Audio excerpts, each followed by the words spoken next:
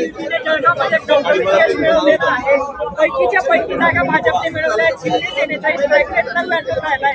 काय पहिली प्रतिक्रिया आहे? मी पूर्वीच बोललो होतो की जळगावमध्ये 70 पार आम्ही या ठिकाणी विजय प्राप्त करू. तीच स्थिती आज आपल्याला बघायला मिळते आहे आणि आज मी लोकांचे खूप आभार मानतो की या ठिकाणी महायुतीला जबरदस्त असं यश या ठिकाणी मिळालेलं आहे. म्हणजे शिवसेना, भाजप, राष्ट्रवादी या तिघांच्या युतीला जर आपण विचार केला तर जवळपास 70 पार मी जे म्हणायचो त्याच पद्धतीच्या जागा आम्ही जिंकलेलो आहे. आता स्पष्ट बहुमतात दिसते. राम तुमच्यासोबत आहे. जळगावच्या विकासासाठी काय नेमके ऍक्शन प्लॅन असणार आहे? जळगाव शहरामध्ये योगायोगाने जळगाव जिल्ह्यामध्ये आम्ही 3 जण मंत्रिमंडळामध्ये आहे. त्याच्यामध्ये गिरीश भाऊ असतील, सावकाराची असतील किंवा मी असेल.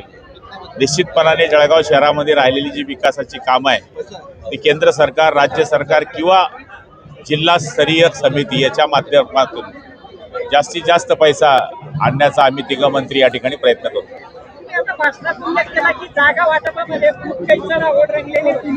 परंतु निकाल जर आपण पाहिला तर दोन्ही पक्षांना एक खुश करणारा निकाल वाटतोय. निश्चितपणाने जागा वाटप करत असताना मंगेश दादांशी किंवा गिरीश भाऊंशी किंवा राजू मामांशी आमचं तुतुमयमे थोडी झाली जागेंकरता, पण दोघांनी नंतर संयम पाळल्यामुळे युती फिक्स झाली, जागा योग्य वाटल्या गेल्या आणि निवडणूक लागल्यानंतर जनरली युती झाल्यानंतर एकमेक पक्ष त्याच्या पक्षांमध्ये राहतो. पण आम्ही काही जागेवर मला अडचण आली तर त्यांनी मदत केली, काही जागेवर त्यांना वाटलं की मी तिथे मदत केली पाहिजे तर आम्ही एकमेकाला मदत केली. इतकं चांगलं नियोजन झाल्यामुळेच आम्हाला हे यश या ठिकाणी मिळालं. विरोधी पक्ष शिल्लक राहिलेला नाही. आणि आता आम्ही सत्ताधारी ना आम्हीच विरोधक आहोत. मुंबईच्या निकालाच्या बाबतीत काय प्रतिक्रिया?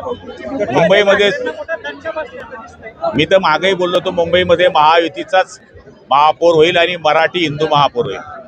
130 जागांबद्दल तुम्ही बोलतो एवढ्या जागा मुंबईमध्ये मी बोललो होतो की मराठी माणूस आणि हिंदू माणूस महायुतीचा महापौर होईल आणि 100च्या वरती जागा ह्या आमच्या येतील आणि आज आपण बघतोय की 130च्या आसपास जागा या ठिकाणी आलेल्या.